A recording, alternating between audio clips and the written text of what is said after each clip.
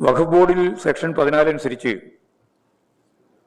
അമുസ്ലിങ്ങളെ കൂടി ഉൾപ്പെടുത്തി പുനഃസംഘടിപ്പിക്കും എന്ന UDF സർക്കാരിൻ്റെ അവർക്ക് വേണ്ടി ഹാജരായ സീനിയർ അഭിഭാഷകൻ ജയദീപ് ഗുപ്ത വാദിക്കുന്നത് സുപ്രീം കോടതിയിലെ ദൃശ്യങ്ങൾ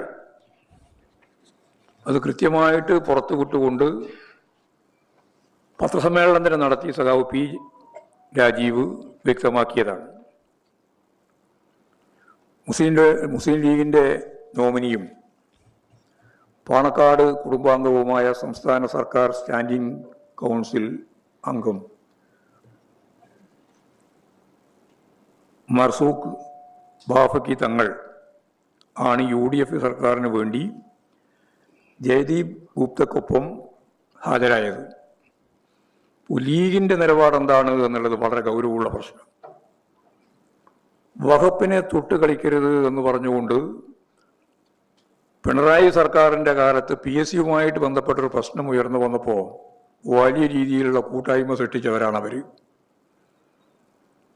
ഇപ്പോഴ് വഖഫ് ബോർഡിൽ തന്നെ 2 മുസ്ലിങ്ങളെ മെമ്പറായി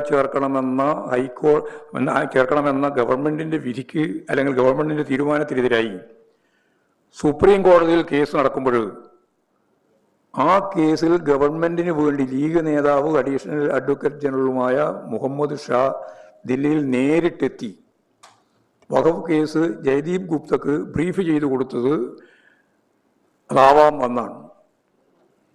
ഇതാണ് ഇരട്ടത്താപ്പ് എന്ന് പറയുന്നതിൻ്റെ കൃത്യമായ അർത്ഥം. അപ്പോൾ വഖഫിൽ അമുസ്ലിങ്ങളെ അംഗങ്ങളാക്കിക്കൊണ്ട് അതിനനുകൂലമായ നിലപാട് സ്വീകരിക്കുന്ന സമീപനം മുസ്ലിം ലീഗ് സ്വീകരിക്കുകയാണ്. ബാബറി മസ്ജിദിൻ്റെ തകർച്ചയുടെ ഘട്ടത്തിൽ അതിനാവശ്യമായ എല്ലാ സഹായ സഹകരണങ്ങളും ചെയ്തു കൊടുത്തത് അന്നത്തെ ഗവൺമെൻറ്റാണ് എന്ന്, കോൺഗ്രസ് ഗവൺമെൻറ്റാണ് എന്ന് എല്ലാവർക്കും അറിയാം. അന്ന് കോൺഗ്രസിനോടൊപ്പം ബാബറി മസ്ജിദ് തകർച്ചക്ക് കൂട്ടുനിന്നവരാണ് മുസ്ലിം ലീഗ്.